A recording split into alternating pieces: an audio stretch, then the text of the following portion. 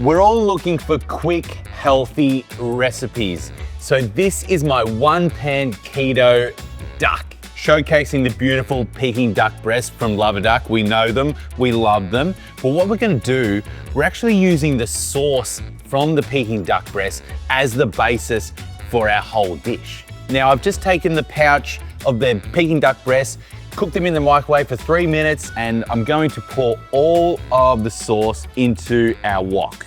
1, 2, 3. Sizzle, sizzle, that's what we want to hear. We're gonna bring that to the heat. Now we've got some beautiful greens here. So we've got beans, they can go in. Then we've got some bok choy, that can go in. All we want to do is just give that a quick stir fry. While that's cooking away, we're gonna slice up our duck breast. Have a look at those veggies. You just know they are going to be delicious. Then we top it with our beautiful duck. Lean, high in protein, ticks all the boxes. Just fan it out on top.